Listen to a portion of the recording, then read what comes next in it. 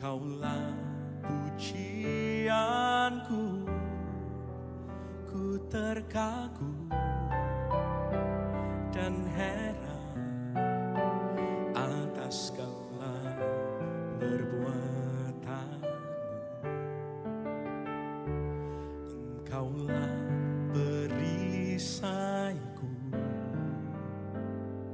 kemenangan bagiku.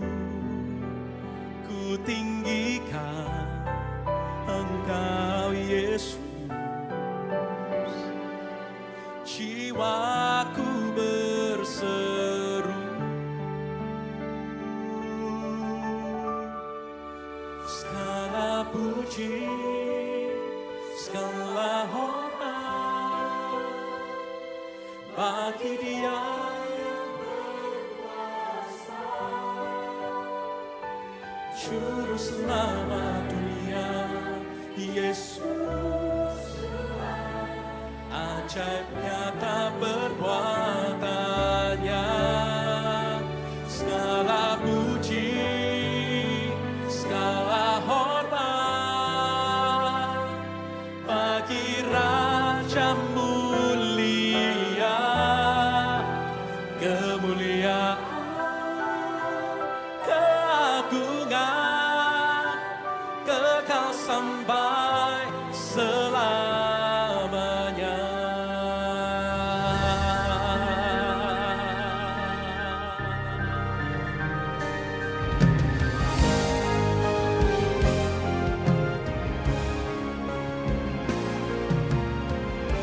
Mari nyanyikan sama-sama. Kaulah perisaiku, kemenangan bagiku. Ku tinggikan Engkau Yesus, jiwaku berseru, segala puji, segala hormat bagi Dia yang berkuasa, Juru Selamat dunia, Yesus Tuhan ajaib.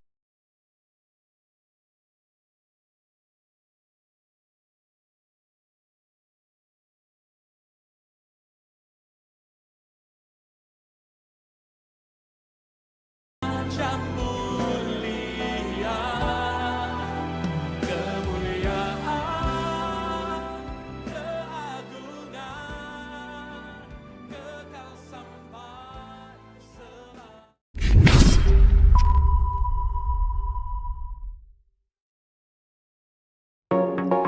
Shalom warga kerajaan Allah di RGCC Malang. Kami sangat mengapresiasi dan berterima kasih kepada warga kerajaan Allah di RGCC yang sangat antusias untuk hadir beribadah bersama kami. Kami bersyukur Tuhan mempercayakan warga kerajaan Allah yang sudah hadir baik di ibadah raya maupun roki atau gereja anak. Dalam kesempatan ini, kami menghimbau kepada setiap warga kerajaan untuk bisa datang 30 menit sebelum ibadah dimulai, supaya mendapatkan posisi tempat duduk yang terbaik dan demi kenyamanan bersama dengan tidak mengganggu jalannya ibadah. Terima kasih, Tuhan Yesus memberkati.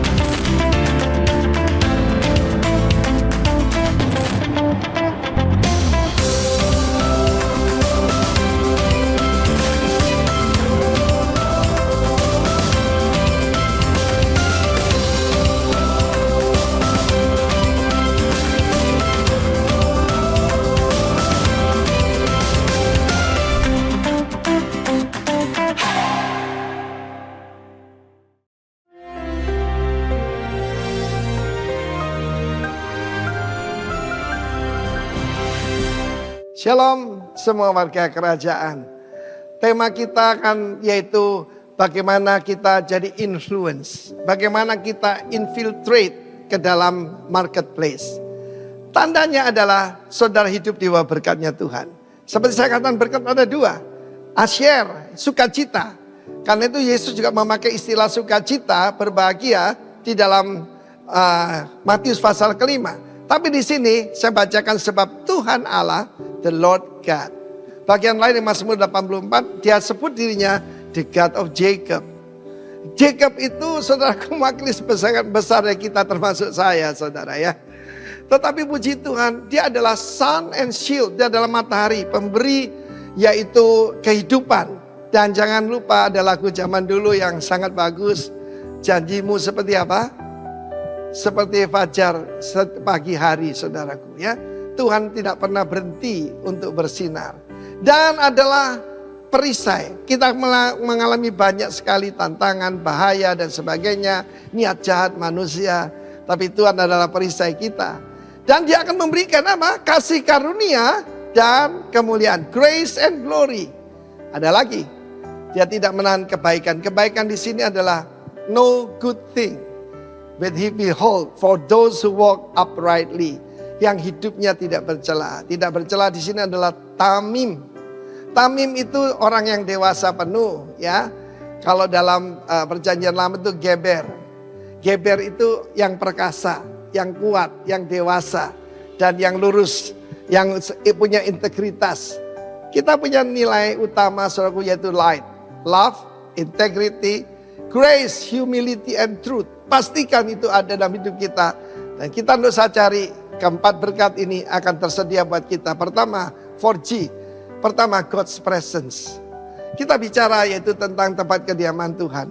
Itu yang membedakan kita dari semua orang lain di dunia ini. Yang kedua, dia memberikan grace, kasih karunia. Saking tidak bisa dijelaskan sampai dua kata dipakai bahasa Indonesia. Kasih dan karunia, kasih karunia. Kemudian kemuliaan, tidak usah cari pangkat. Tidak usah cari promosi. Promosi datang dari Tuhan. Promosi tidak datang dari timur atau barat. Semua orang mencoba mendekati calon presiden hari-hari ini. Saya tenang aja. Saya kenal atasannya presiden. Siapapun presidennya Indonesia nanti, rajanya tetap Yesus Kristus. Katakan amin. Dan yang keempat, yang dicari orang. Benda-benda yang bagus. Saudara, dalam hidup saya mengikut Tuhan, saya tidak pernah cari benda. Benda yang cari kita. Why? Kita adalah tempat kediaman Tuhan. Amin. Tuhan tinggal dalam rumah kita. Tuhan tinggal dalam hidup kita. Roh Kudus, kerasan saudaraku ya. Berkenan. Yang utama itu berkenan pada Tuhan lah 2024 ini. Kan kita akan hidup dalam His presence. Kalau bahasa Indonesia 4K. Yang pertama adalah kehadiran. Kedua kasih karunia. Kemuliaan dan kebaikan. Kiranya semua ini menjadi bagian daripada saudara dan saya. Ini doa saya sebagai gembala, sebagai bapak rohani, supaya saudara hidup tak bercela. Saya juga bisa hidup tak bercela, menyenangkan hati Tuhan. Dan tanpa kita minta, berkat ini akan datang. Kehadirannya yang terutama. Dan kemudian kasih karunia demi kasih karunia, kemuliaan demi kemuliaan. Dan ada bonus-bonus, ada good things. Yang lebih baik lagi, dapat menantu yang baik. Oke, saudaraku. Menantu tidak bisa dibeli. Dapat menantu yang baik, anak-anak yang baik, cucu-cucu yang memuliakan Tuhan. Kiranya Tuhan memberkati kita semua. Tetap tinggal dalam hadirat Tuhan di kerajaan yang tidak tergoncangkan. God bless you, warga kerajaan. Amin. Shalom RGCC. Shalom. Oke, sekali lagi. Shalom RGCC. Yeay. Oke. Bisa jawab di dalam hati sendiri ya pertanyaan saya. Apa kabar Bapak Ibu Saudara? Bisa jawab di hati sendiri. Mungkin hari ini kita datang dengan kondisi bahagia, senang. Ada juga yang dalam kondisi sedih atau marah sama orang atau marah sama Tuhan. Kecewa, putus asa, depresi dan sebagainya. Biarlah perasaan-perasaan itu dan apapun yang sedang kita alami itu tidak menyurutkan keinginan kita untuk kita datang untuk berjumpa dengan Tuhan. Nah di 1 Petrus 1 ayat 8 ini judulnya dibilang pengharapan iman dan kasih. Saya bacakan. Terpujilah Allah dan Bapa Tuhan kita, Yesus Kristus, yang karena rahmat-Nya yang besar telah melahirkan kita kembali oleh kebangkitan Yesus Kristus dari antara orang mati kepada satu hidup yang penuh pengharapan, untuk menerima suatu bagian yang tidak dapat binasa, yang tidak dapat cemar, dan yang tidak dapat layu, yang tersimpan di surga bagi kamu, yaitu kamu yang dipelihara dalam kekuatan Allah karena imanmu, sementara kamu menantikan keselamatan yang telah tersedia untuk dinyatakan pada zaman akhir. Bergembiralah akan hal itu, sekalipun sekarang ini kamu seketika harus berduka cita oleh berbagai-bagai pencobaan. Maksud semuanya itu ialah untuk membuktikan kemurnian imanmu yang jauh lebih tinggi nilainya daripada emas yang fana yang diuji kemurniannya dengan api, sehingga kamu memperoleh puji-pujian dan kemuliaan dan kehormatan pada hari Yesus Kristus menyatakan dirinya. Sekalipun kamu belum pernah melihat Dia, namun kamu mengasihinya. Kamu percaya kepada Dia sekalipun kamu sekarang tidak melihatnya. Kamu bergembira karena sukacita yang mulia dan yang tidak terkatakan, karena kamu telah mencapai tujuan imanmu, yaitu keselamatan jiwamu. Jadi mari kita sama-sama hari ini, apapun kondisi kita sekarang, apapun yang sedang kita hadapi, mungkin keadaan kita nggak berubah Bapak Ibu. Tapi percayalah, saat Injil mengkalibrasi hati dan pikiran kita, hati kita ini yang akan diubahkan selalu oleh Roh Kudus. Keadaan kita boleh tidak berubah, boleh tetap sama aja. Chaosnya dunia ini boleh semakin kacau, dunia ini boleh semakin jahat. Tapi waktu kita ngerti bahwa kematian dan kebangkitan Kristus telah menyelamatkan kita, telah memenangkan kita dari hal yang masalah terbesar yang ada di dunia itu, yang di dunia ini adalah kematian dan dosa, itu cukup buat kita untuk kita bersorak-sorai. Jadi mari kita bersorak-sorai bahwa kebangkitan Kristus adalah bukti bahwa kita dapat menjalani hari demi hari kita bersama Roh Kudus dengan penuh kemenangan dan sorak-sorai. Mari kita sama-sama memuji Tuhan.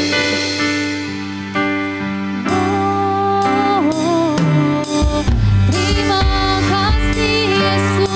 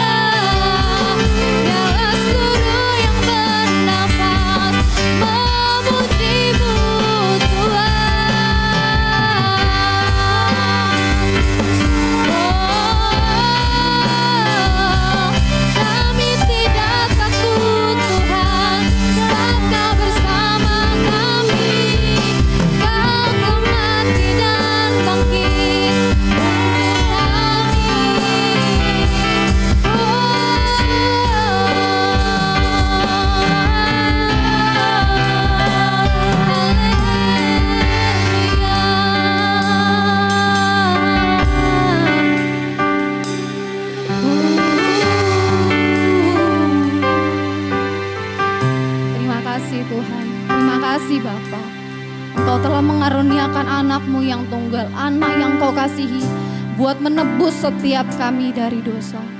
Kami bersyukur untuk Yesus yang datang mengasihi kami, yang memanggil kami dari kegelapan kepada terang yang ajaib. Kami bersyukur buat Roh Kudus yang menuntun setiap kami, yang memberikan kami kekuatan, yang memberikan kami penghiburan di saat kami lemah, dan yang mengingatkan kami saat kami merasa kuat. Kami bersyukur buat ketiganya yang esa. Thank you Lord, thank you Lord.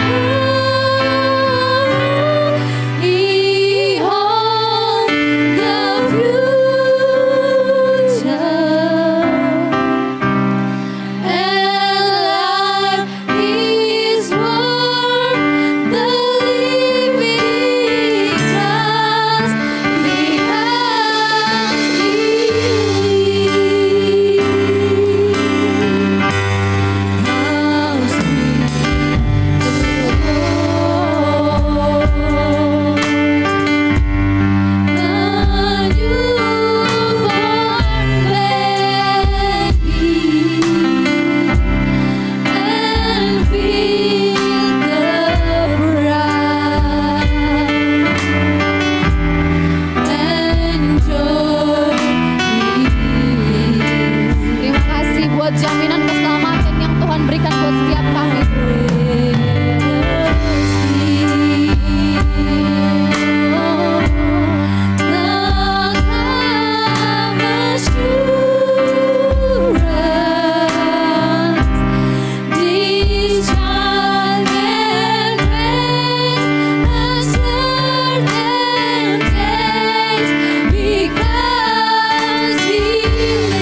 RGCC sorakan.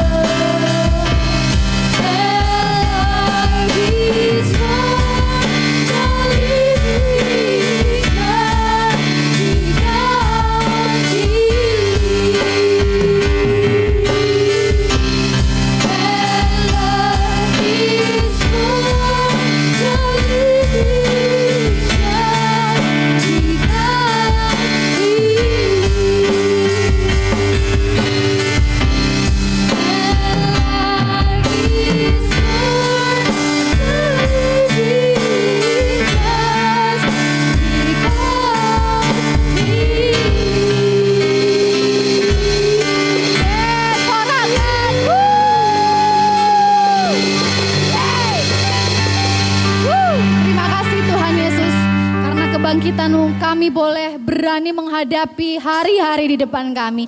Terima kasih, kami mengucap syukur dan semua yang siap bersuka cita bersama katakan amin.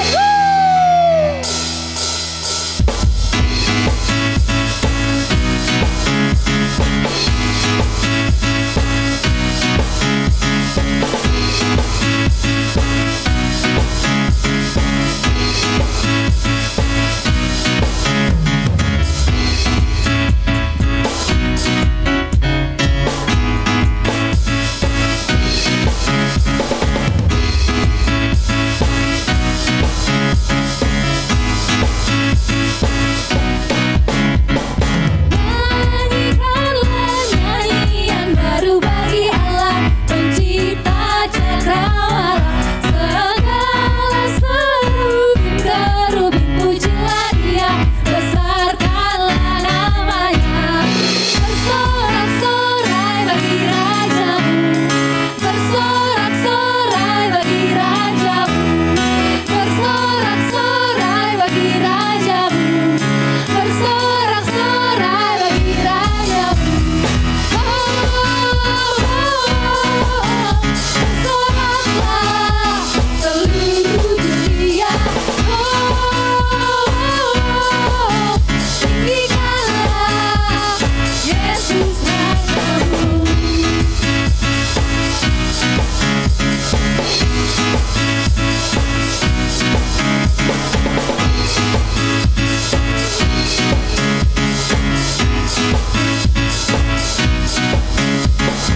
Puji Dia, wahai mentari, wahai bulan, sembahlah Dia terus. Dan wahai bintang terang yang gemerlapang, muliakan penciptamu. Bersorak-sorai bagi Rajamu, bersorak-sorai bagi Rajamu, bersorak-sorai bagi Rajamu, bersorak-sorai bagi Rajamu. Bersoraklah seluruh dunia. Tinggikanlah Yesus Rajamu.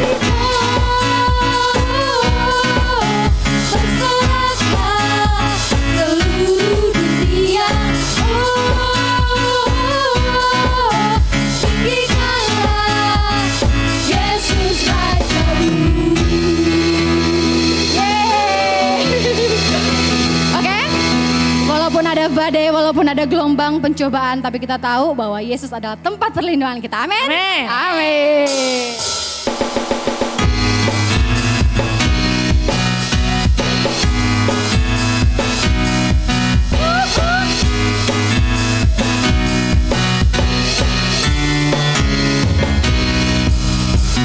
Badai topan dunia, Tuhanlah perlindunganku.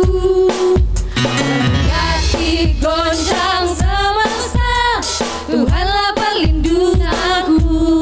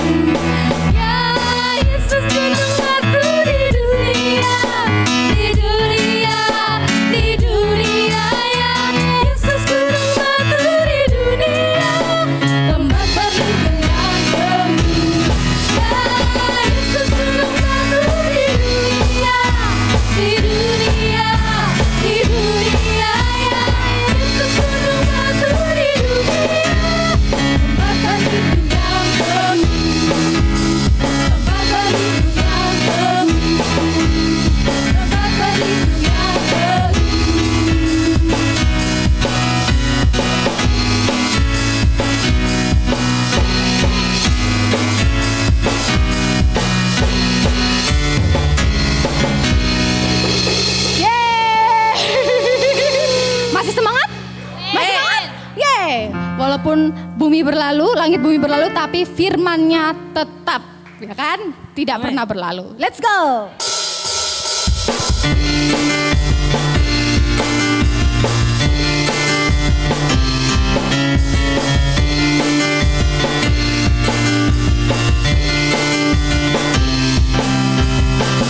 Biar bumi akan berlalu, biar bulan tak bercahaya lagi, biar langit akan bergoncang, matahari tak bersinar lagi.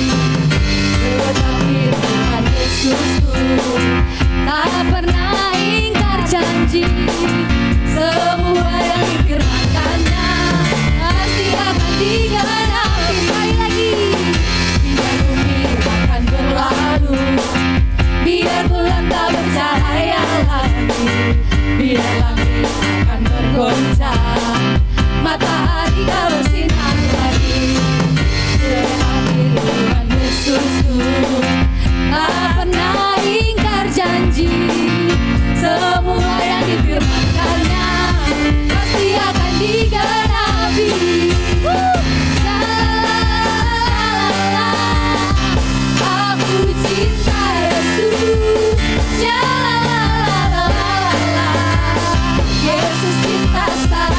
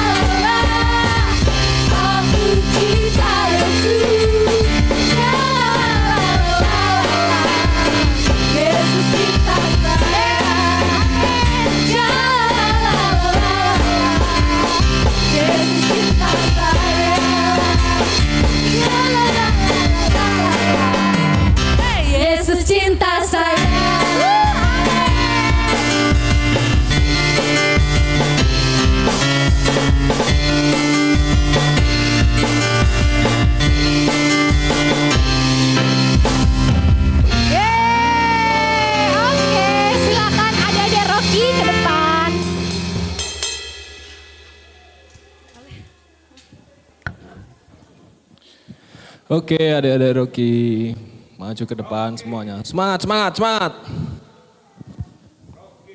Mau nyanyi lagi? Syalala, Mbak.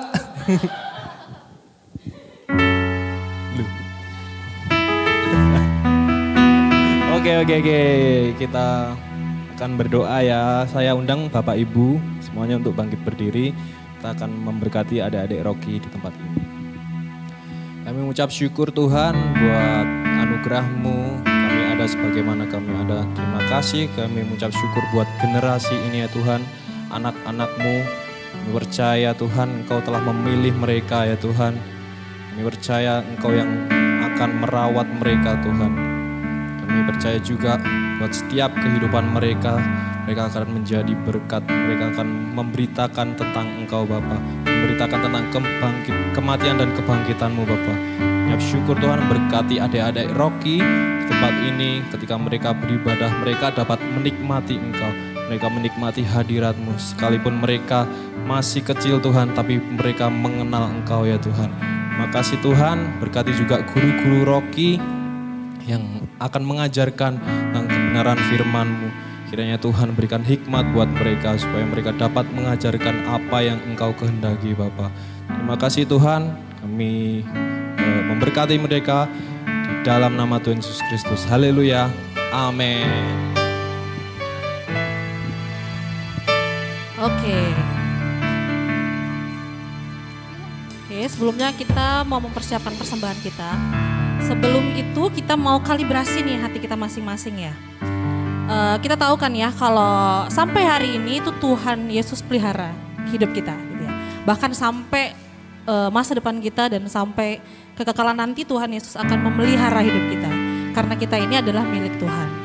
So jadi apapun yang kita punya hari ini itu pun juga karena pemeliharaan Tuhan, penyertaan kita termasuk uang yang kita punya.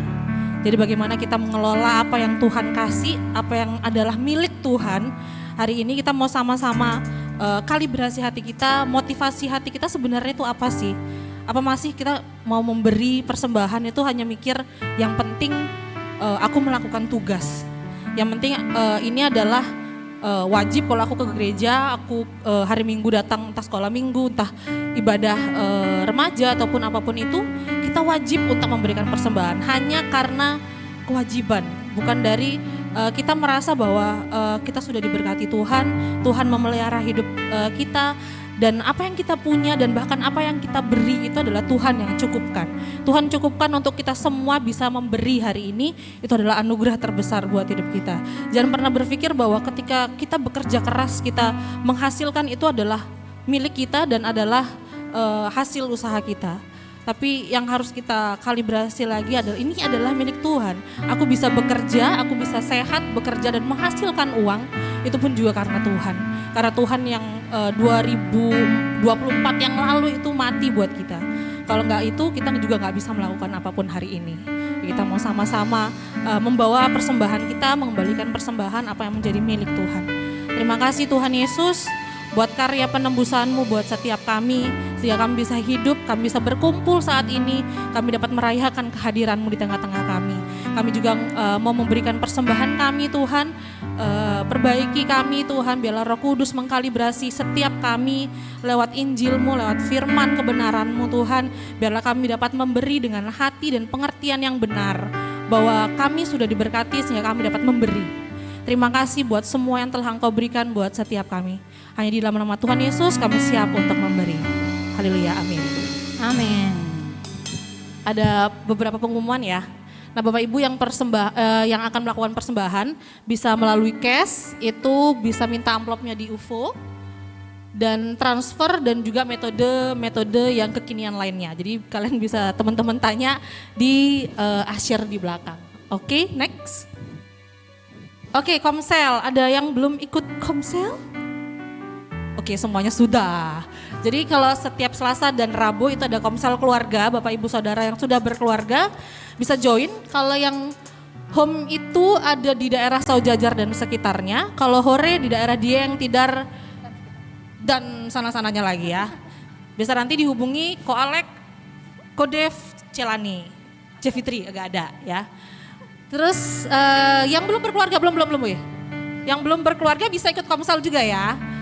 Yang mau berkeluarga juga boleh ikut komsel. Ada di hari Selasa, ada komselnya, nanti bisa hubungi Asyir atau GKC yang mungkin kalian kenal. Kalau nggak kenal langsung ke Asyir aja. Atau kalau nggak bisa nih di hari Selasa, teman-teman bisa join komsel di hari Minggu setelah pulang ibadah ini. Oke, jadi nggak ada alasan untuk teman-teman nggak belajar bersama di komsel. Next, nah ini dia Bapak Samgar mungkin mau ngasih pengumuman. Ayo. Malu dia. Jadi teman-teman kita mau ada staycation itu di 10 sampai 11 Maret. Siapa yang excited? Saya. Gak ada yang excited. Siapa yang excited kita mau liburan ke Batu? Hey. Ya. Nah pendaftarannya udah dibuka. Untuk linknya teman-teman bisa akses nanti mungkin dikasih sama GKC. Atau kalau GKC-nya nggak kasih minta aja gitu ya. Atau langsung ke ketuanya bisa duduk aja. Udah duduk. Ketuanya Samgar ya, teman-teman bisa langsung daftar ke Samgar juga, minta linknya ke Samgar. Ditabung dulu kalau misalkan sekarang belum ada uangnya, teman-teman bisa nabung dulu nanti ditransfer. Jangan ditabung doang tapi nggak ditransfer ya. Ya dicicil boleh ya, dicicil 5.000. 5.000 sampai kapan? Ya baik teman-teman usahakan jangan. Ya bisa nabung di mana aja, terserah ya. Pokoknya nanti pas hari H uangnya terkumpul gitu dan sudah ditransfer ya guys. Tapi kalau misalkan ada pun juga yang kendala dana dan lain sebagainya nanti bisa hubungan Celani gitu ya. Nanti kita bisa konsultasi gitu aja, oke. Jangan karena biaya jadi nggak dateng gitu ya, oke. Next. Gak ada, oke ya. Kita mau lanjut ibadah lagi. Oke, wah kita sudah dengar pengumuman dan habis ini kita mau dengar firman Tuhan. Yuk mari kita sama-sama menyiapkan hati dan pikiran kita untuk kita menyembah Tuhan sebelum kita mendengarkan firman-Nya. Thank you Lord.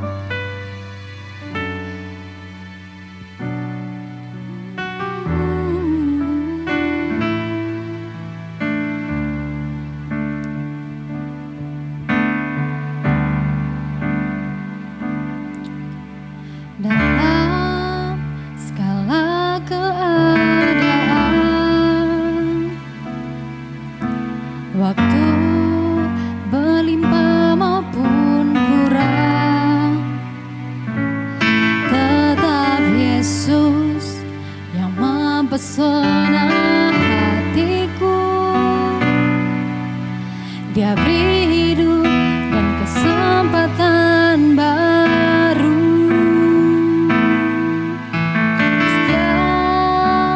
Musim kehidupan,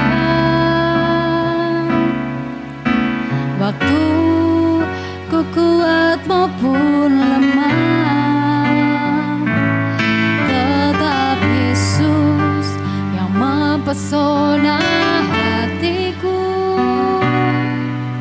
Dia beri hidup dan kesempatan baru.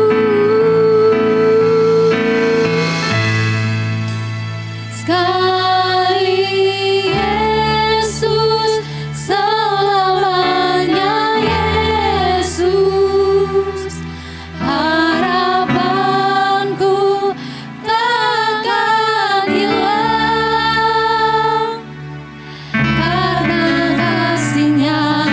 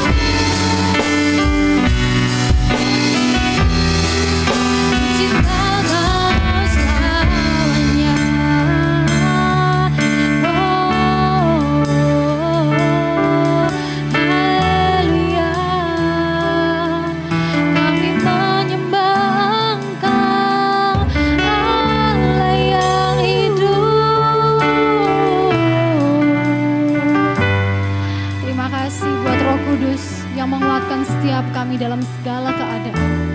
Yang mengajar kami, yang mengingatkan kami untuk selalu terpesona akan keindahan Kristus. Kami bersyukur buat Roh Kudus yang Tuhan sudah curahkan buat setiap kami. Thank you Lord.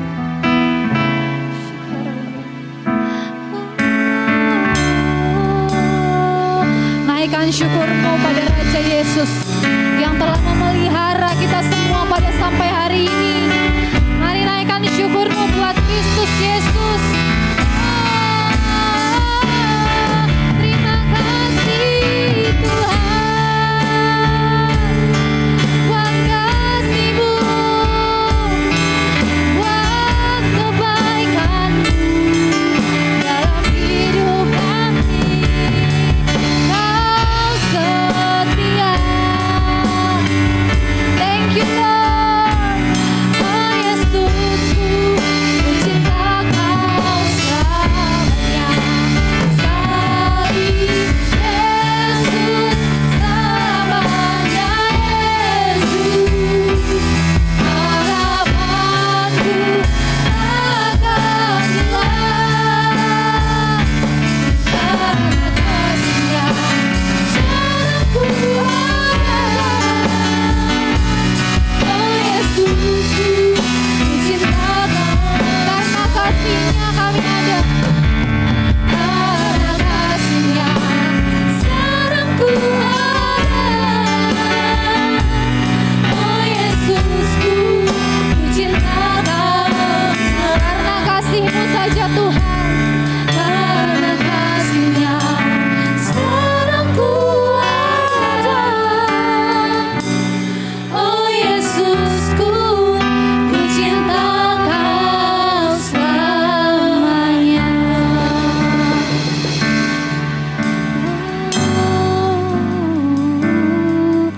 Haleluya. Terima kasih Tuhan. Terima kasih Tuhan. Semua karena anugerah-Mu, semua karena kasih karunia-Mu Tuhan. Kalau kami hari ini boleh ada, semua karena Engkau Tuhan.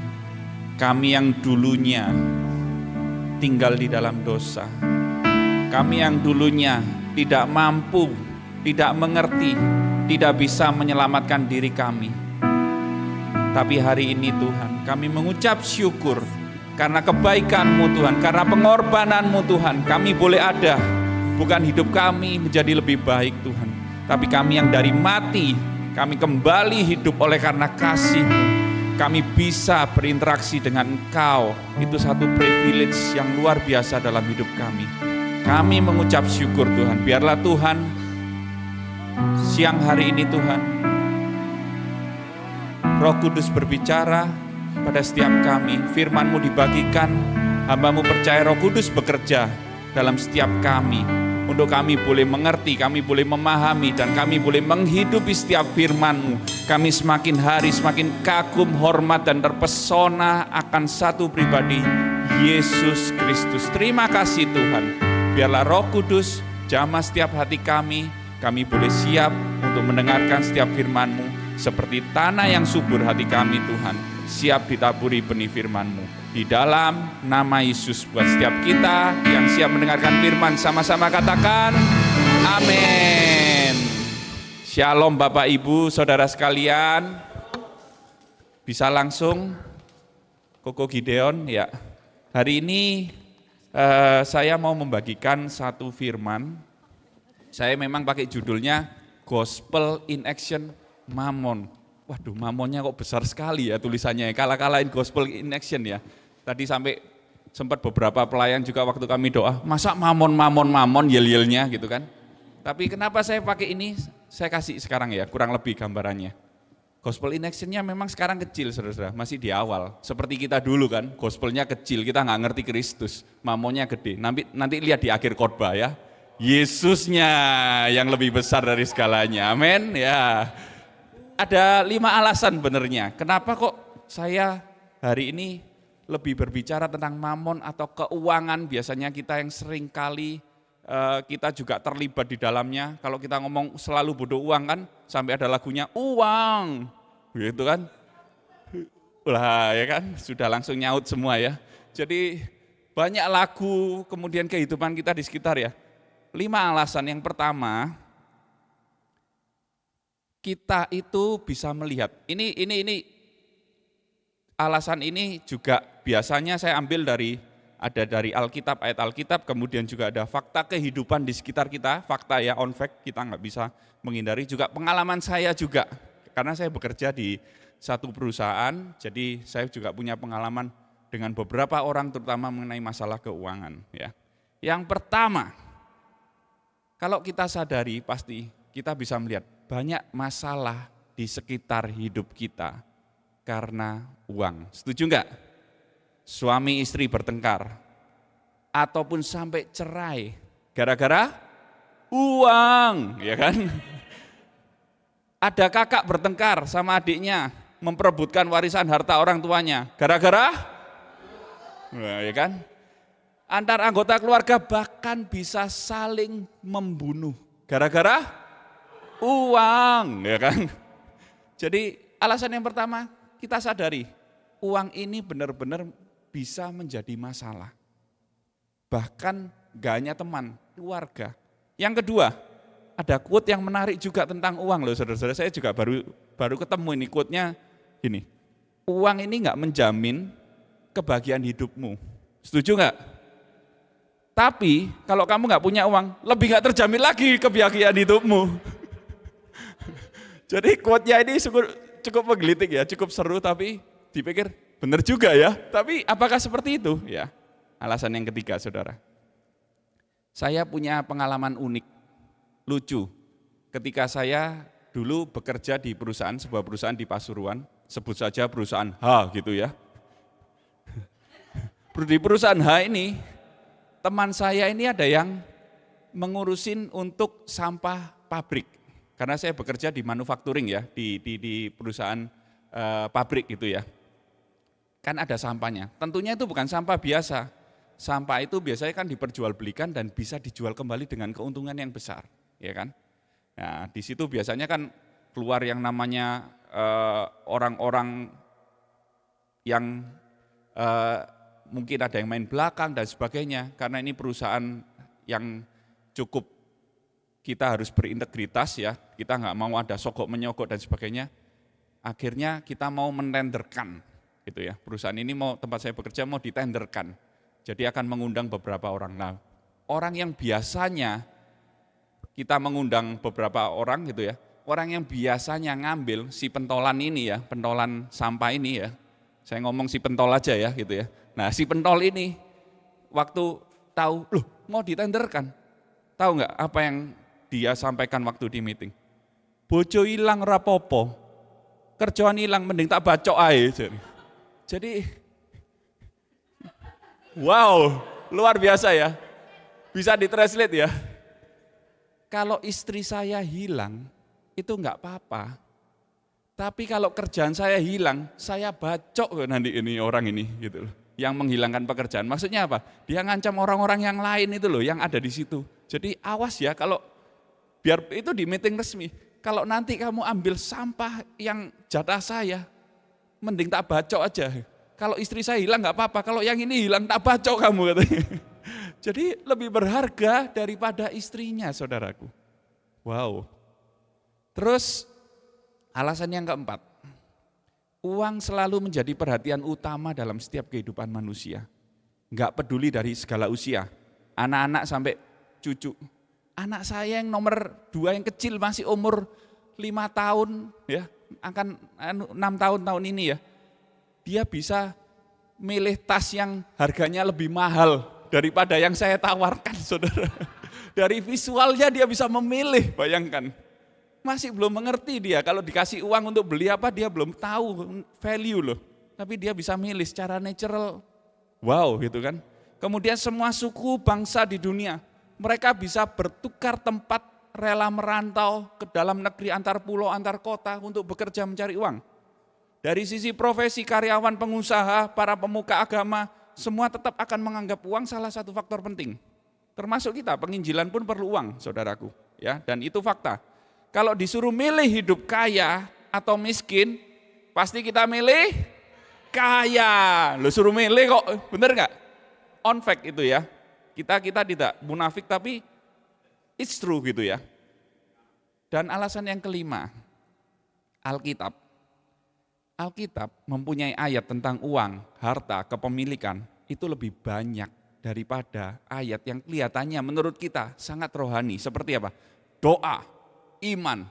Doa, iman itu punya kurang lebih 500 ayat tercatat di Alkitab. Tapi uang atau kepemilikan ini, harta ini, punya 2000 ayat lebih di dalam Alkitab. Nah terus apakah Alkitab juga setuju dengan pandangan dunia? Nah mari kita belajar saudaraku hari ini bagaimana kita bisa melihat keuangan ini dari lensa Injil ya. Jadi ini lensa Injil seperti ini ya kita gayanya. Kenapa kok kita perlu dari lensa Injil? Kalau kita melihat keuangan bukan dari lensa Injil saudaraku, kita nanti bisa misleading. Artinya bisa kita tidak presisi, kita bisa salah melihat, kita bisa terikat, kita bisa merasa itu transaksional. Kalau saya menabur supaya saya diberkati, itu kelihatannya baik saya menabur. Tapi benernya kita cinta berkatnya, bukan cinta Tuhannya saudaraku. Nah itu kenapa kita perlu belajar dari lensa Injil. Hari ini saya pakai firman Tuhan dari Matius pasal 6 ayat 19 sampai 24. Di situ ada tulisan putih dan kuning ya saudaraku ya, krem ya. Kita baca untuk ayat 19 saya mulai, saya ganjil, saudara genap, nanti bergantian ya. Saya mulai Matius pasal 6 ayat 19 sampai 24. Janganlah kamu mengumpulkan harta di bumi ngengat dan karat merusakkannya, dan pencuri membongkar serta mencurinya. 20.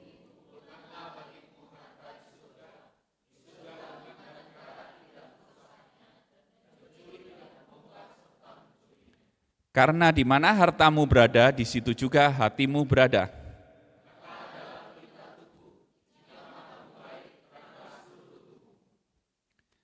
Jika matamu jahat, gelaplah seluruh tubuhmu. Jadi jika terang yang ada padamu gelap, betapa gelapnya kegelapan itu.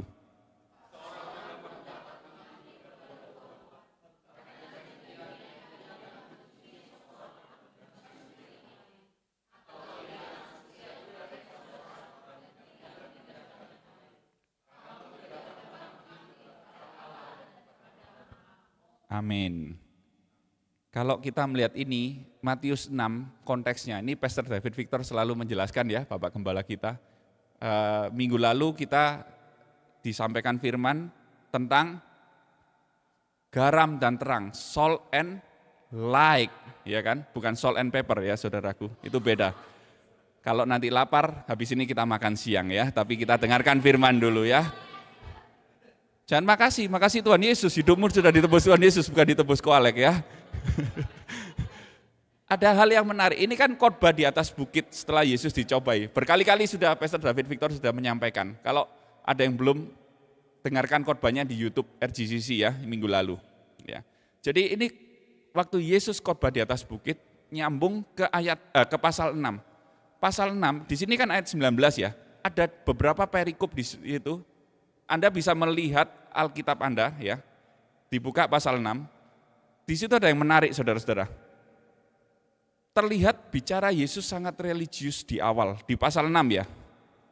Pasal 6 apa? Perikop yang pertamanya, hal memberi sedekah, menabur, ya kan? Sangat rohani sekali ini. Yang kedua, hal berdoa. Wah, tentang berdoa, wajar dong, Alkitab ya, ayat Tuhan. Yang ketiga, hal berpuasa. Baru yang keempat, hal mengumpulkan harta. Yesus juga bicara mengumpulkan harta. Seringkali kita itu merasa ini rohani, kalau saya bekerja ini sekuler.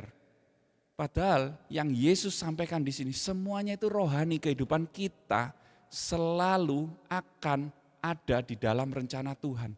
Satu kesatuan tidak terpisahkan. Tidak ada yang namanya hari Minggu itu adalah holiday. Hari kudus ya, hari Sabat ya, Sabtu dulunya kan gitu kan. Tidak ada ini hari yang dimana aku harus kudus. Kemudian Senin sampai Sabtu udah bebas antinomian atau legalisme gitu. Atau legalisme. Tapi Yesus mau ngomong maksudnya apa? Semuanya secara konteks dalam kehidupan kita itu adalah dalam rencana Tuhan. Semuanya adalah dalam kehendak Tuhan. Tidak peduli hari apapun, tidak peduli tanggal apapun yang orang ngomong ini tanggal baik, tanggal buruk, ini feng shui-nya, hong shui-nya, atau apapun itu, ramalan dan sebagainya, semuanya di dalam kendali Tuhan. Karena semuanya rohani, tidak ada rohani dan sekuler bagi Tuhan. Ya, jadi saya akan jelaskan dulu sebelum kita masuk satu persatu. Karena judulnya Mamon, saudaraku. Jadi saya jelaskan dulu Mamon ini apa sih supaya kita sepaham, ya. Mamon ini berasal dari bahasa Aram, namanya Mamona. Jadi kalau Anda punya anak cewek, jangan sampai namanya Mamona ya. Nanti artinya kekayaan, keuntungan, saudara-saudara. Ya. Kemudian Mamon ini zaman dulu, zaman perjanjian lama ya, zaman kuno dulu. Itu adalah nama dewa, salah satu dewa yang dipercaya bisa memberikan kekayaan, kesejahteraan hidup, signifikansi hidup, maksudnya progres hidupku jauh lebih kaya, jauh lebih hebat, jauh lebih sejahtera, dan itu diingini banyak orang. Nah, ada pertanyaan menarik benernya. Kenapa sih kok Yesus di Matius pasal 6 ini ngomongnya membandingkan Allah dengan Mamon? Kok bukan Allah dengan Baal? Baal itu kan penyembahan berhala. Israel itu kan jatuh dalam penyembahan berhala dengan Baal, bukan Mamon, saudara-saudara. Nah, bedanya ini, saudaraku.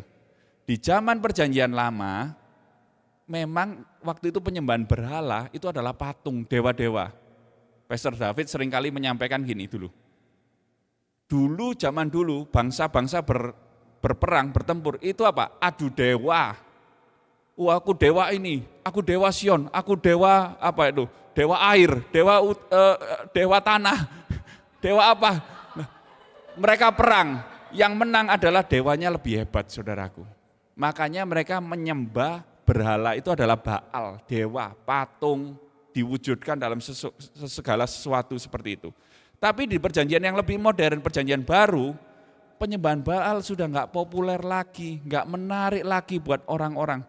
Bahkan nanti kita akan lihat bagaimana Paulus juga waktu ngomong dengan jemaat Efesus mengenai Mamon.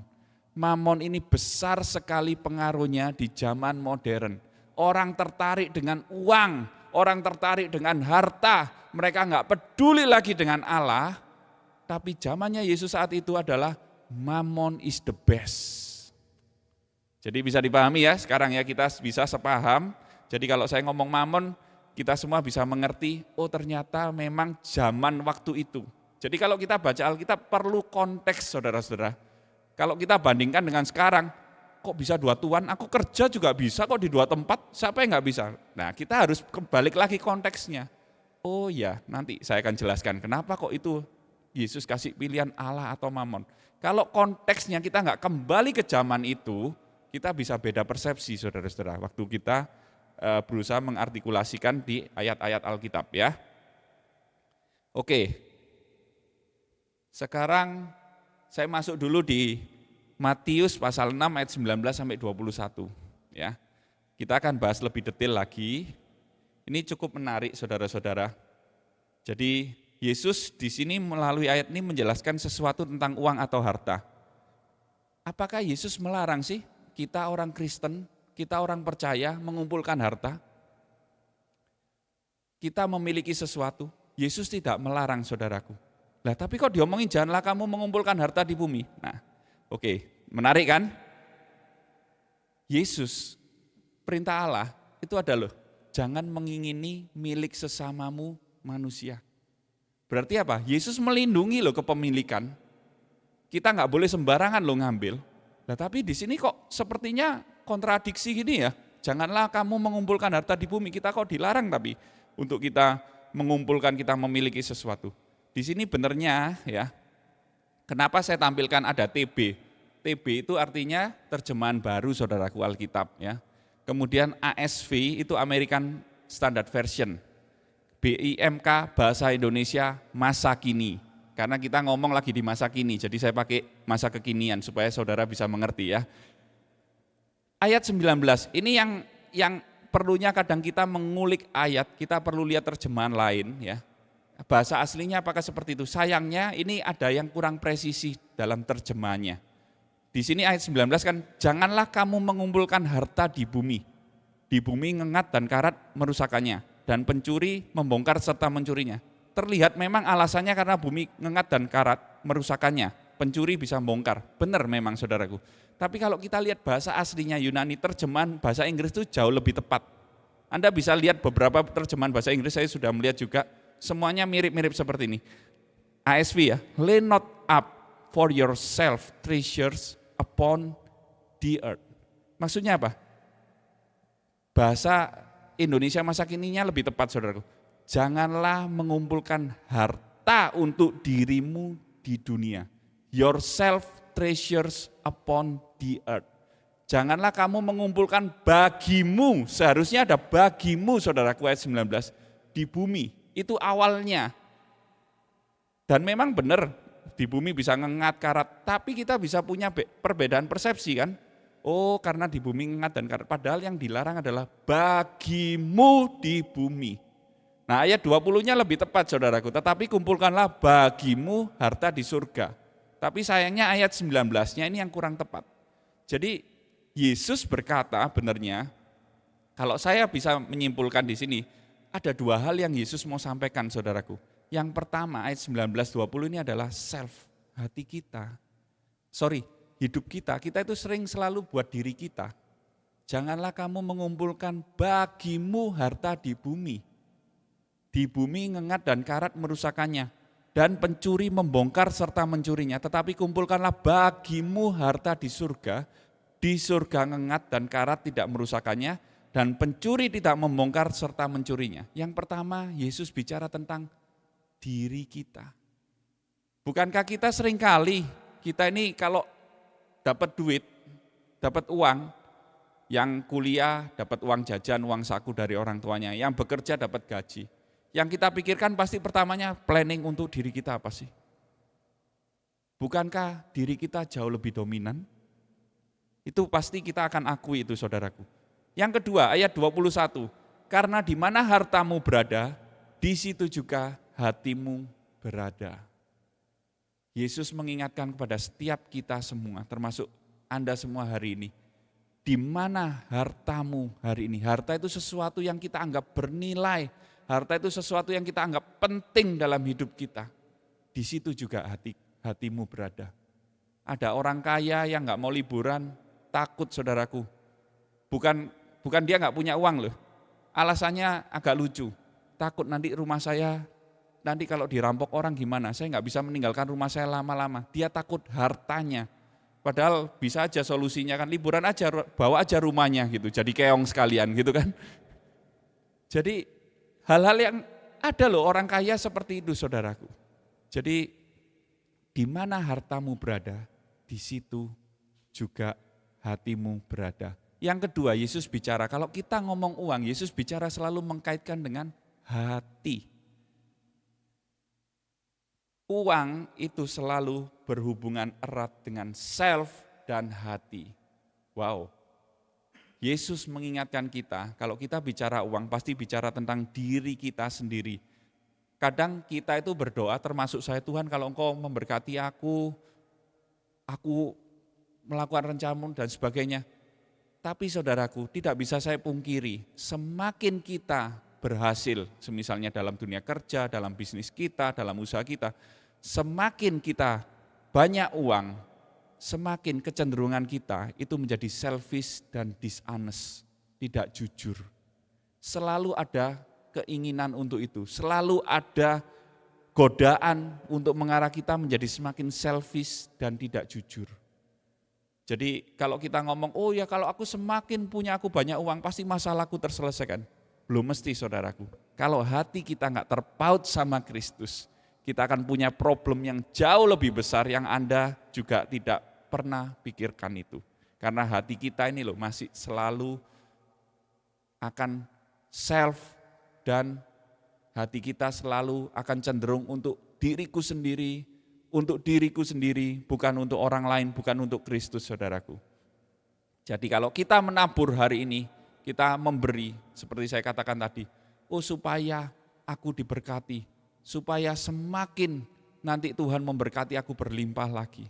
Itu berarti kita bukan kita menabur itu bukan untuk kepentingan kerajaan surga. Mungkin terlihat iya, tapi hati kita benernya cinta dengan uangnya, cinta dengan berkatnya yang dari Tuhan, bukan dengan pribadi Tuhan sendiri.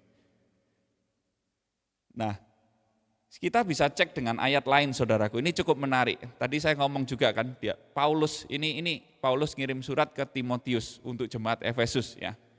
2 Timotius pasal 3 ayat 1 sampai 4. Kalau perikopnya bisa dilihat, perikopnya ini adalah keadaan di akhir zaman, saudaraku. Wow, berarti ini sudah zaman modern, zaman sampai hari ini ya dikatakan akhir zaman. Ketahuilah bahwa pada hari-hari terakhir akan datang masa yang sukar. Ayat 2, manusia akan mencintai dirinya sendiri dan menjadi hamba uang. Mereka akan membual dan menyombongkan diri, mereka akan menjadi pemfitnah, mereka akan berontak terhadap orang tua dan tidak tahu berterima kasih, tidak mempedulikan agama, tidak tahu mengasihi, tidak mau berdamai, suka menjelekkan orang, tidak dapat mengekang diri, garang, tidak suka yang baik, suka mengkhianat, tidak berpikir panjang, berlagak tahu, lebih menuruti hawa nafsu daripada menuruti Allah. Saya baca sampai capek, saudaraku. Banyak sekali ya yang jelek ini ya, nggak ada yang bagus-bagusnya. Tapi kalau kita lihat ayat ini luar biasa. Ayat 2 ini loh, di awal sudah diberitahu, manusia akan mencintai dirinya sendiri dan menjadi hamba uang. Self dan hati. Hatinya cinta uang, saudaraku. Uang itu netral, uang itu bukan sesuatu yang salah, yang berdosa, saudaraku. Tapi bagaimana nanti kita melihat, saudaraku, apakah kita ini hamba uang, ataukah kita menjadi tuan atas uang? Kalau kita menjadi hamba uang, uang akan terlihat menjadi sangat jahat dalam kehidupan kita. Tapi kalau kita tuannya, hati kita terpusat pada Kristus, kita bisa melakukan banyak hal untuk memberkati banyak orang. Jadi di Matius saya lanjutkan ya. Kalau kita lihat tadi 1 Timotius, begitu kita self dan hati kita sudah punya problem, semuanya itu langsung rentetan. Tidak tahu berterima kasih semuanya sampai di akhir, saya balik lagi ya. Suka mengkhianat, tidak berpikir panjang, berlagak tahu, ayat 4, lebih menuruti hawa nafsu daripada menuruti Allah. Kita bisa terikat dengan sesuatu, kita bisa lebih, kita tahu benernya, saya tahu itu berdosa, tapi saya kok nggak bisa melepaskannya ya. Saya tahu saya itu salah, tapi kok ini rasanya saya lebih ingin melakukan yang itu ya, saya ini jauh lebih enak buat daging saya. Inilah saudaraku, self dan hati problem kita. Itu kabar buruknya saudara-saudara. Saya lanjut ya, Matius pasal 6 ayat 22 sampai 24. Oke, yang pertama kan uang berkaitan erat dengan self dan hati kita. Kemudian 22, Yesus langsung bicara tentang mata. Mata adalah pelita tubuh, jika matamu baik teranglah seluruh tubuhmu, jika matamu jahat gelaplah seluruh tubuhmu. Jadi jika terang yang ada padamu gelap, betapa gelapnya kegelapan itu. Sudah gelap tambah gelap, saudaraku. Tak seorang pun dapat mengabdi kepada dua tuan, karena jika demikian ia akan membenci seorang yang lain. Jadi nggak mungkin, itu seperti kontradiksi. Kalau Anda di utara nggak mungkin ke selatan, kayak kutub utara tarik menarik ya kan. Kalau ini berlawanan, kalau Anda di utara nggak mungkin ada di selatan, kalau Anda di barat nggak mungkin ada di timur. Jadi seperti itu, kamu tidak dapat mengabdi kepada Allah dan kepada Mamon. Mata ini bicara tentang perspektif, cara pandang kita tentang uang dan kekayaan tadi.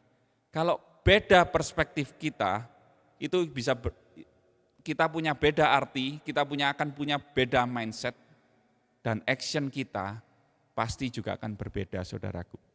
Sehingga penting sekali kita bisa melihat keuangan benar-benar dengan cara yang benar dari lensa Injil. Zaman dulu, saudaraku, yang dikatakan Yesus konteksnya ini dalam perbudakan kuno, ya. Enggak ada hamba atau budak yang bisa punya dua tuan. Kalau kita hari ini kan bisa bekerja nih, ada yang bekerja di 2 perusahaan, satu saya full time, satu saya freelance, atau di 5 perusahaan saya freelance semua, juga bisa, ya. Jadi kita hari ini berbeda. Jadi ini kalau zaman dulu yang namanya hamba, yang namanya budak, apakah bisa punya dua tuan? Pasti dia hanya melayani satu tuan. Enggak mungkin dia bisa hari ini saya pagi ini bekerja di ini, kemudian B sorenya saya bekerja di tuan B gitu ya. Enggak bisa saudaraku. Jadi kita hanya bisa milih Allah atau Mamon. Saya Mamon dikit enggak apa-apa lah, yang penting Allahnya lebih besar. Nanti pasti Mamonnya akan jauh lebih besar saudaraku. Jadi ini memang hanya dua pilihan, tidak bisa kita salah satu. Kalau kita tidak melihat dari lensa Injil, kalau kita bicara keuangan, sebagian besar orang pasti akan bicara yang namanya berkat dan kutuk. Benar gak? Aku diberkati kalau aku berhasil hidupku, uangku banyak, itu berarti aku diberkati sekarang. Saudara saya diberkati sekali saudara. Saya mendapatkan promosi saudaraku. Wah ya kan banyak kesaksian. Seringkali kita melihat kalau saya berhasil, saya banyak uang berarti saya diberkati.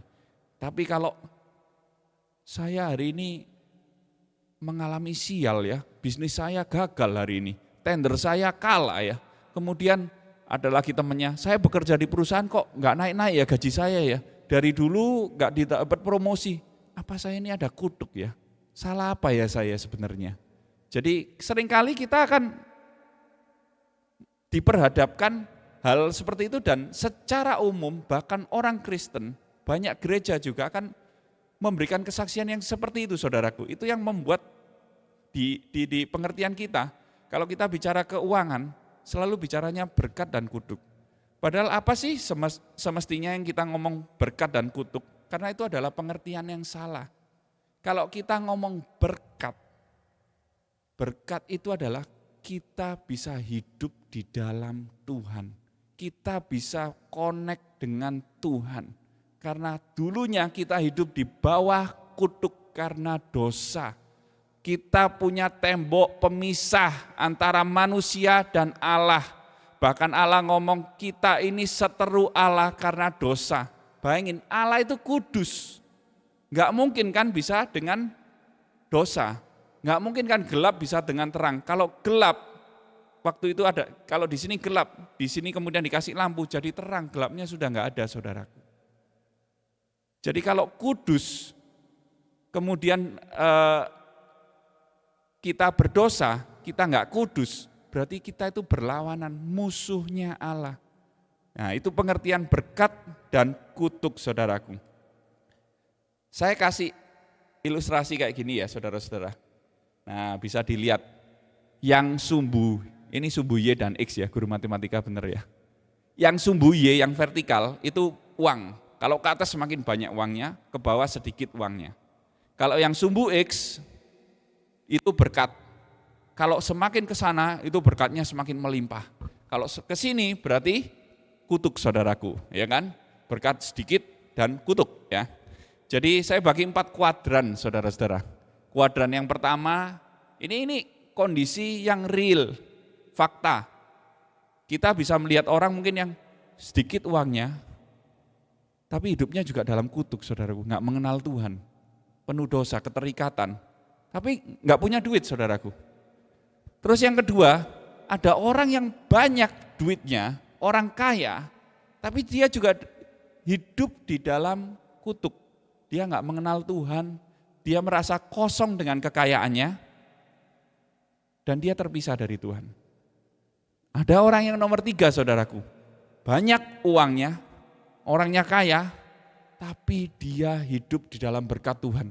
Dia punya hubungan yang luar biasa dengan Tuhan, dia memakai kekayaannya untuk pekerjaan Tuhan, dia benar-benar taat dan mengucap syukur di dalam Tuhan. Ada juga saudaraku. Yang keempat ya itu yang salah, itu 1 ya. Ngeditnya kurang itu kayaknya kehapus saudaraku, tinggal shred ini ya. Sedikit uang, tapi hidupnya di dalam berkat. Enggak banyak uang, tapi hidupnya bersuka cita karena kehidupan bersama Tuhan saudaraku.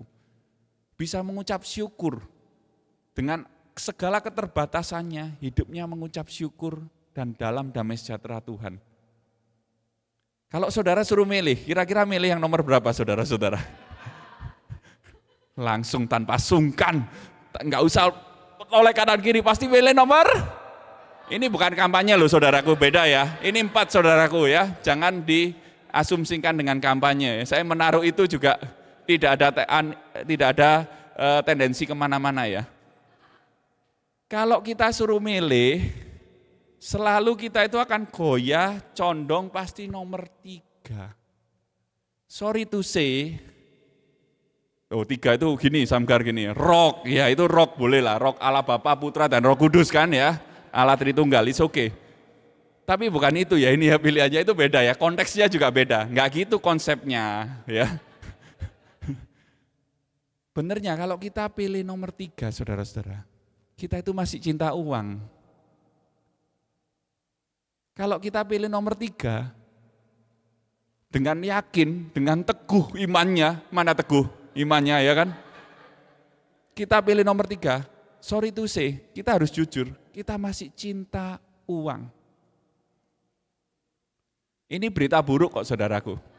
Ya, kita itu masih cinta uang. Kenapa? Seharusnya kalau kita benar-benar cinta Tuhan, saya nggak peduli mau nomor 3, mau nomor 4, pokoknya hidup dalam berkat Tuhan. Pokoknya saya hidup bersama Tuhan. I don't care with the money. Itu benar-benar kita cinta uang. Cinta Tuhan. Berarti mendengarkan dengan baik ya. Tepuk tangan dong untuk teman-teman kita ya. Mengkoreksi. Berarti kita benar-benar cinta Tuhan kalau kita don't care. Mau 3, mau 4, yang penting di dalam Tuhan. Bukan yang kutuk ya, jangan sampai ya, itu nggak mungkin ya, orang mau pilih yang kutuk itu kan nggak mungkin. Terus gimana dong? Saya kasih perumpamaan ya, jangan tersinggung ya saudara-saudara ya, karena saya juga hidup di dalam situ ya. Coba kalau kita pikirkan, kita bayangkan aja, pikirkan, kita tanyakan ke orang-orang di dunia, kalau dikasih 4 pilihan ini, mereka pilih yang mana kira-kira? Nggak ngerti artinya kutuk, nggak ngerti artinya berkat. Mereka pasti pilih 3. Mau orang siapapun, orang ateis, orang agnostik, orang bodoh, orang pintar, mau minum tolak angin, mau bukan, orang durhaka, orang rakus, orang tamak, orang yang terikat dosa sekalipun, mereka akan pilih nomor 3. Wow, betapa dalamnya kan hati kita itu memang self. Dan selalu kita itu pingin uang, selalu hati kita nggak beres dan selalu self. Itu berita buruk saudaraku. Kita baru sadar kalau kita itu selalu pingin menyimpang kok. Nah ini penting untuk kita bisa mengkalibrasi hati kita saudara-saudara. Karena kita itu cenderung selalu selfish, kita cenderung selalu rakus, kita cenderung selalu mau untuk diri kita. Kita harus akui itu memang. Saya sendiri pun juga harus mengkalibrasi hati. Bukan berarti saya bicara ini terus, sudah hebat ya. Enggak, saya sendiri pun juga harus mengkalibrasi hati kita. Kita perlu Injil saudaraku. Kita perlu sesuatu yang lebih indah daripada uang. Kita seringkali melihat uang itu indah kan saudaraku. Padahal kita perlu melihat ternyata ada sesuatu yang jauh lebih indah daripada uang. Siapa di sini yang masih pakai handphone Nokia 5110? 6110 lah. Atau Nokia 6800 lah yang keren. Atau yang 8250 yang biru yang biasanya buat orang joget-joget dulu teman saya ya. Ada handphone Nokia 8250, 8110 yang sudah poliponik itu loh saudaraku kan sudah modern. Ya. Ringtone-nya sudah poliponik. Enggak ada. Siapa yang pakai Android atau iPhone hari ini, boleh angkat tangan? Handphonenya?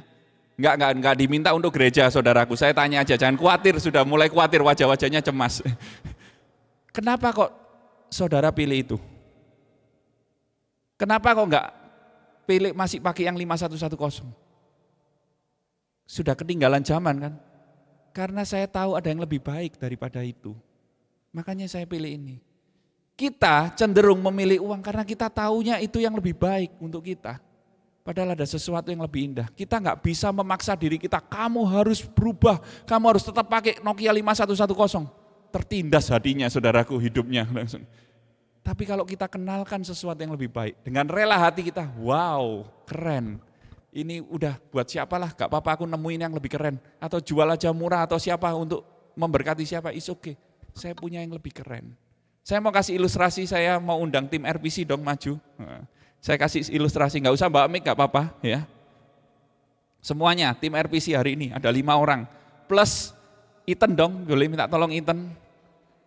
Boleh difoto ya yang memfoto. Boleh. Silakan baris saja satu line di sini, satu line menghadap jemaat semua ya. Nah, mari kita lihat, kita keluarkan mamon itu di mana saudaraku ya. Dipegang ya satu-satu. Jatuh.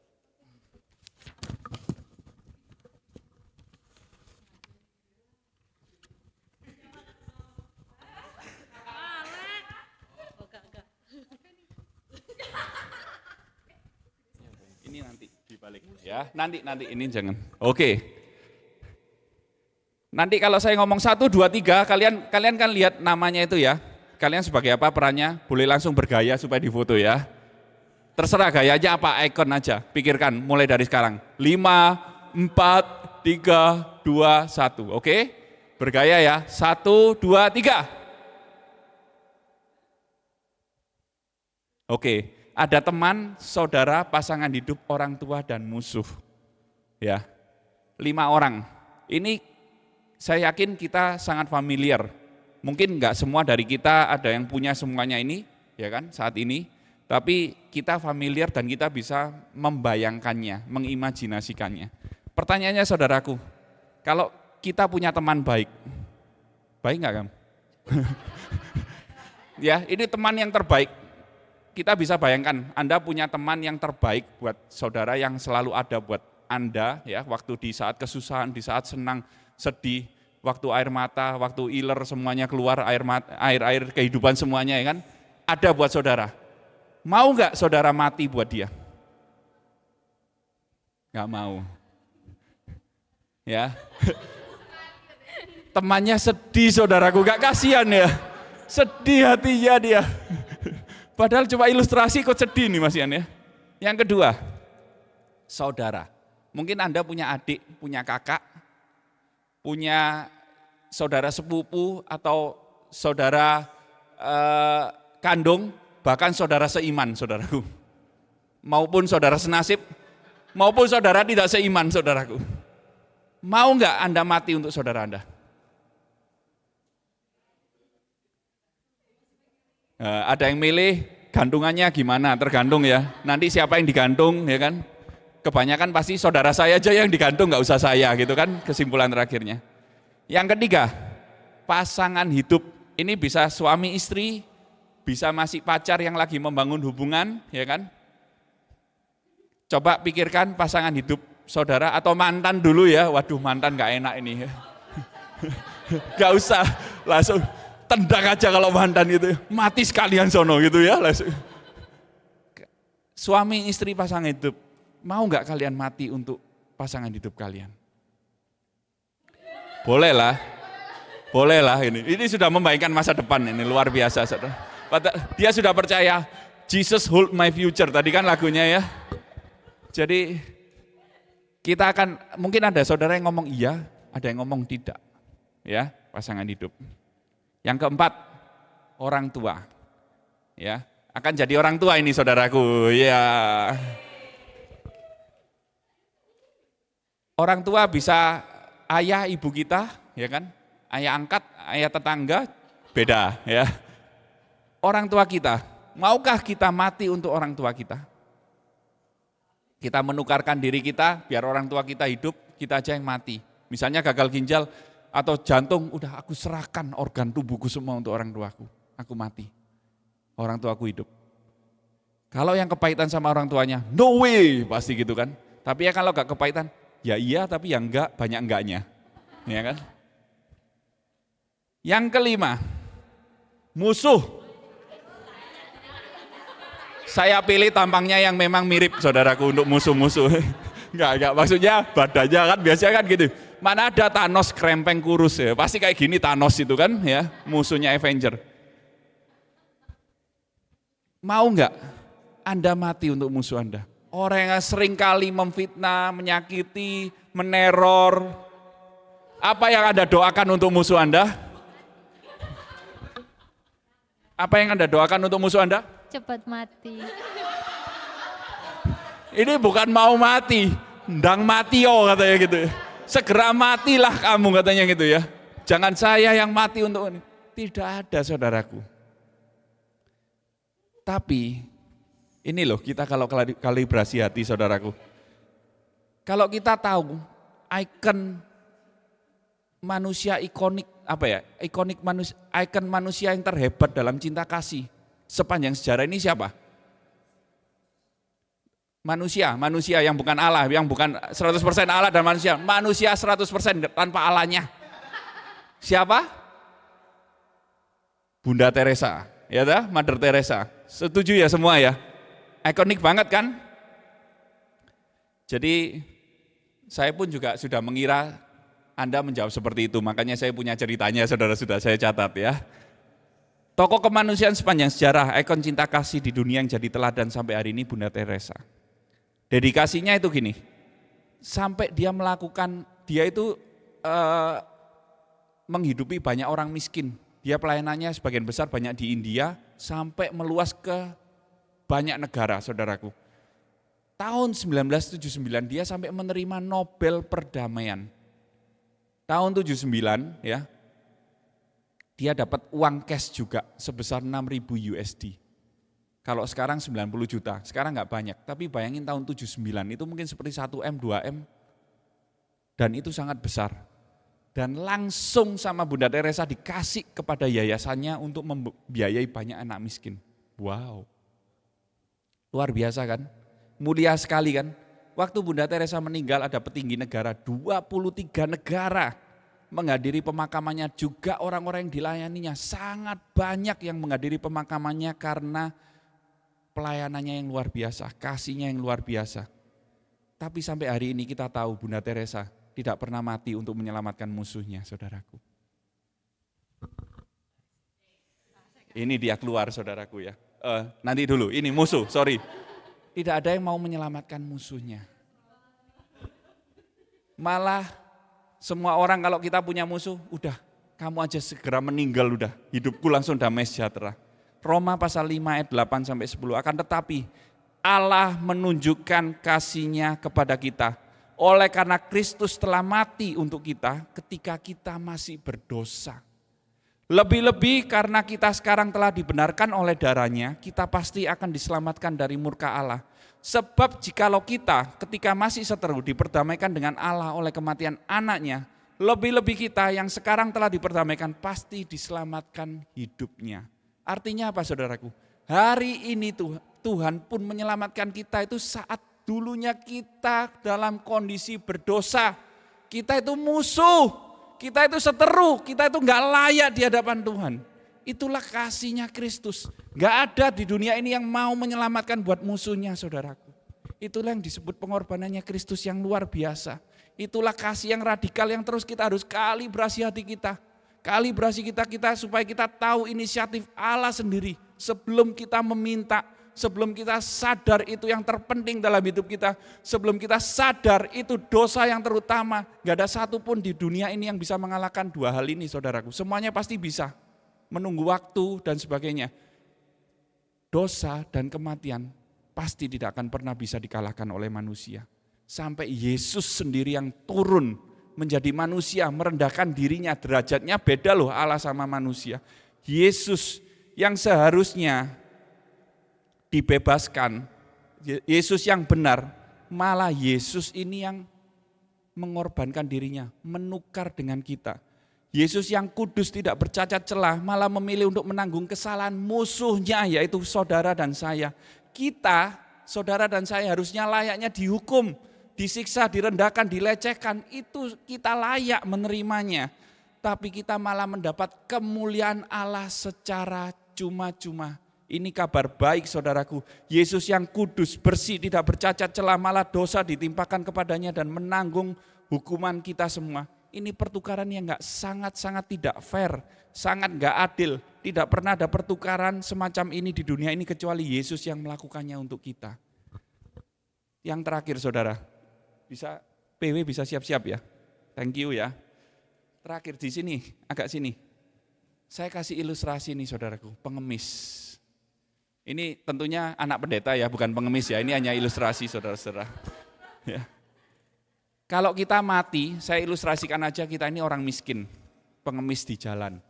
Saudara misalnya di perempatan jalan pasti banyak pengemis yang minta-minta. Ya. Coba dibayangkan, kita kasih uang pengemis ini atau pengamen biasanya ya. Kita kasih uang 500.000. Kira-kira bagaimana reaksinya? Wow, terima kasih Om, terima kasih kau, terima kasih Pak, terima kasih Su, terima kasih dan sebagainya. Dia akan luar biasa ucapan terima kasihnya, dia akan tersentuh hatinya. Benar enggak? Tapi saya mau katakan gini loh saudara. Kita bisa ngasihkan uang 100.000, 200.000, 500.000, kita bisa mendapatkannya lagi kan. Tapi benernya ada yang jauh lebih berharga. Kalau pengemis ini kita jadikan anak kita, dia mendapatkan kita sebagai orang tuanya. Bisa dipahami nggak maksud saya? Ilustrasi ini kadang kita itu bersyukur karena kita diberkati keuangan oleh Tuhan.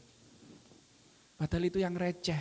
Kita bisa ngasih 100.000 tanpa kita, it's fine for me, tanpa kita mengasihi dia kok.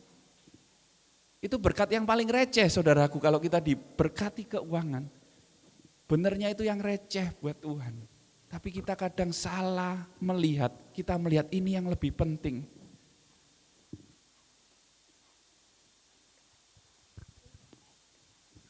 Ini loh kasih Yesus kepada kita saudaraku. Kasih terindah sepanjang sejarah manusia. Gak ada seorang pun di dunia yang bisa mengasihi seperti ini dan hebatnya lagi.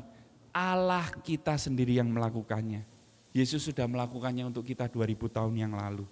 Kita yang berdosa, kita yang bersalah, kita yang egois, kita yang selfish, tamak, serakah, mencintai uang, selalu gagal mencintai Allah. Sangat layak dihukum dan mati secara rohani karena dosa kita terpisah dari Allah. Tapi puji Tuhan, Yesus sudah menebus semua dosa kesalahan kita. Bukan dengan menabur memberi sesuatu, tapi Yesus memberikan dirinya, turun sendiri saudaraku. Dia korbankan dirinya, dia ambil semua dosa kita, dia jadi berdosa karena menanggung dosa kita. Dia serahkan dirinya sampai mati di kayu salib untuk menukar kesalahan hukuman kita dengan kemuliaan dan berkat Allah. Sehingga hari ini kita bisa connect hidup kembali di dalam Tuhan. Oleh karena itu saudaraku, ini loh. Hati kita harus selalu dikalibrasi. Kita bisa kembali hidup berinteraksi dengan Tuhan itu karena Tuhan saudaraku.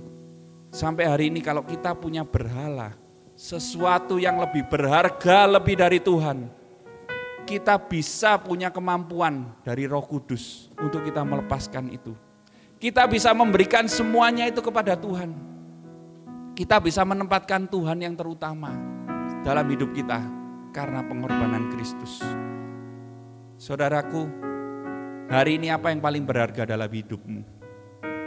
Mungkin ada yang merasa uang paling berharga, orang tua, saudara, keterikatanmu dengan sesuatu, rokok dan sebagainya, atau sesuatu yang menyenangkan hatimu, atau bahkan kepahitanmu yang mengikat engkau sehingga engkau belum melepaskan pengampunan. Ini waktu yang terbaik kita melepaskan semuanya, saudaraku. Ini kabar baik yang luar biasa saudara. Kita sekarang bisa memberi semua yang paling berharga dalam hidup kita. Karena kita sudah menerima kasih terbesar yaitu diri Yesus Kristus sendiri saudaraku. Kita bisa tidak terikat kekayaan atau apapun di dunia ini. Kita bisa dibebaskan karena Kristus jauh lebih indah dari semuanya. The most beautiful in this world saudaraku. Hidup kita selayaknya mengucap syukur dalam segala kondisi baik susah, senang, Karena Kristus jauh lebih indah dari segalanya. Kita bersyukur saudaraku, terima kasih. Titi boleh balik.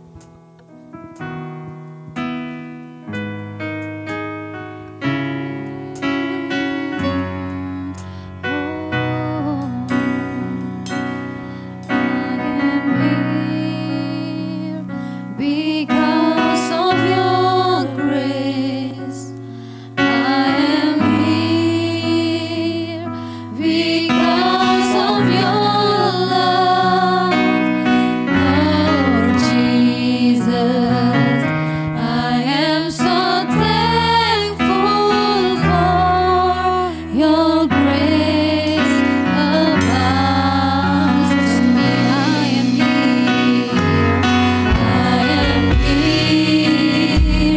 Because of your grace, I am here. Because of your love, Lord Jesus, I am so thankful for your grace. Saya undang makin berdiri Bapak Ibu, saudara sekalian. Kita ucapkan terima kasih kepada Tuhan. Thank you, Jesus, Jesus,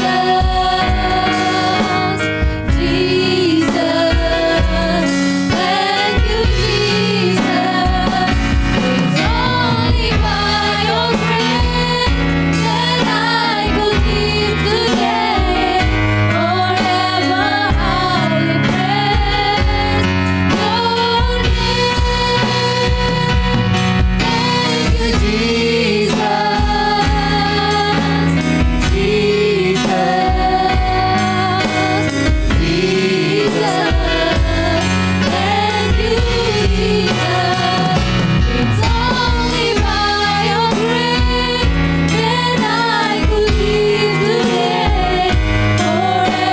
I will praise your name.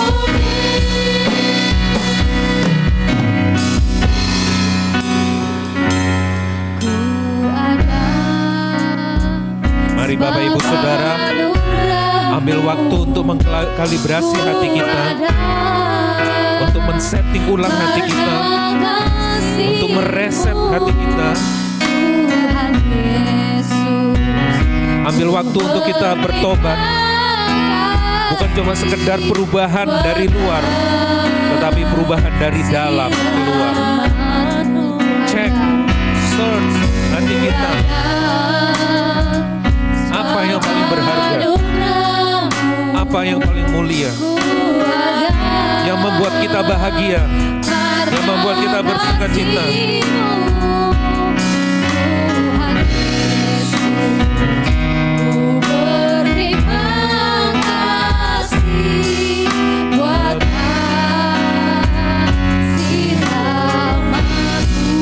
Terima kasih Tuhan. Terima kasih Yesus. Kenapa engkau harus mengucap syukur? Kenapa engkau harus mengucap terima kasih kepada Yesus? Renungkan baik-baik. Bukan karena dia memberikan kesehatan, bukan karena dia memberikan promosi, bukan karena dia memberikan keluarga yang baik, anak istri yang baik, bukan karena dia memberikan sekolah yang baik, tetapi karena dia telah memberikan hidupnya kepadamu yang seharusnya engkau tidak layak menerimanya, tapi dia memberi. Dan syukur karena itu.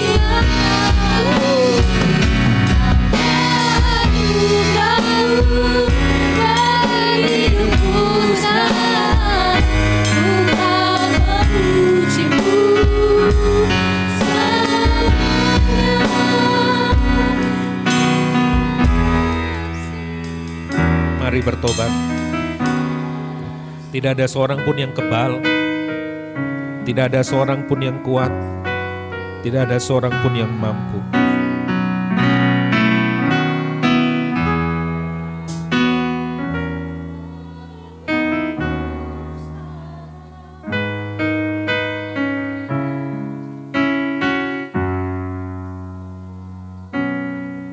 Permasalahannya itu bukan kita punya Tuhan atau tidak punya Tuhan.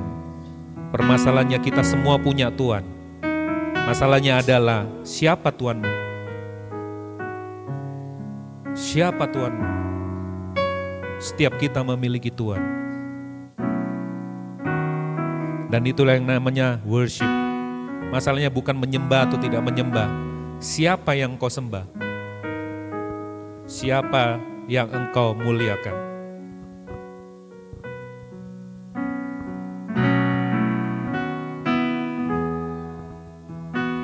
Mari bertobat. Ini menjadi pengantar yang baik untuk khotbah di bukit. Bahwa kekristenan itu tentang bicara tentang berdiri di hadapan Tuhan tanpa memegang apapun. Tanpa memiliki apapun. Berbahagialah engkau yang miskin di hadapan Tuhan, karena engkau yang punya kerajaan Allah. Ketika segala sesuatu tidak ada dalam diri kita, diambil dalam diri kita, apakah yang paling berharga dalam diri kita yang tertinggal? Seharusnya Yesus, seharusnya Allah. Makanya tidak salah pemazmur bicara, sekalipun hatiku, dagingku habis lenyap, biarlah engkau tetap bagi kami segala-galanya. Dan itu tidak mudah tanpa pekerjaan Roh Kudus.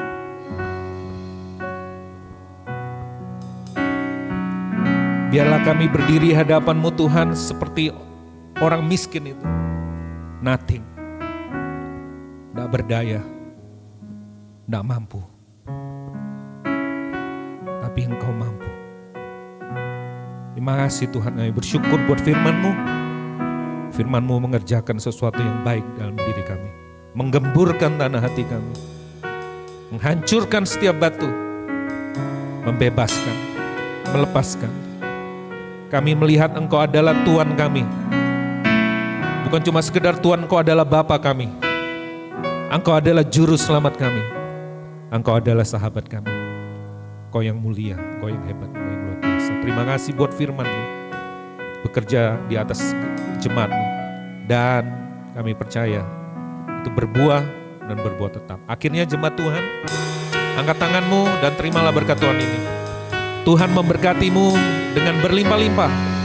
Berkat yang terbaik Tuhan sudah berikan kepadamu, yaitu keselamatan, hidup yang kekal, lepas dari dosa, lepas dari kuasa maut, lepas dari api neraka. Itu berkatmu yang terbesar. Dan dengan berkat yang terbesar itulah engkau mengerjakan pekerjaan-pekerjaan bersama dengan Roh Kudus di muka bumi ini. Pergi, beritakan kabar baik ini. Jadikan semua bangsa murid-Mu, murid Tuhan. Jadikan semua bangsa mengenal Tuhan lewat kehidupan-Mu, lewat perkataan-Mu. Di mana saja engkau di Tuhan tempatkan. Di tempat pekerjaan-Mu, di ladang misi-Mu, di tempat pelayanan-Mu, di kampus-Mu, di sekolah-Mu, di tetangga kanan kiri-Mu, dimanapun itu kau berada. Engkau menyatakan bahwa Tuhan lebih berharga, Tuhan lebih bernilai dari apapun. Beritakan itu kepada setiap orang yang terikat oleh mamon, kepada setiap orang yang terikat kepada harta. Beritakan bahwa ada yang lebih besar dari itu, ada yang lebih mulia dari itu. Dan Roh Kudus menyertai engkau ketika engkau bercerita, ketika engkau menyampaikan cerita kabar baik ini. Tuhan mendukung engkau, Tuhan menyertai engkau. Mujizat kuasa Tuhan bekerja melalui dirimu. Berkat yang terbaik ini engkau terima mulai hari ini sampai Rajamu datang bertemu dengan kita, bertatap muka dengan kita. Berkat yang terbaik ini mulai hari ini sampai selama-lamanya terjadi dalam kehidupanmu. Di dalam nama Bapa, Tuhan Yesus dan Roh Kudus, kami terima berkat Tuhan ini. Yang percaya bersama-sama katakan amin, amin, amin. Tuhan Yesus memberkati. Selamat hari Minggu dan tetap semangat. Ya, saya menyambut, terima kasih buat teman-teman yang baru pertama kali hadir di tempat ini. Kami menyambutnya dengan penuh sukacita. Bila tidak ada waktu yang terburu-buru, bisa kita berkenalan lebih lanjut. Tuhan Yesus memberkati.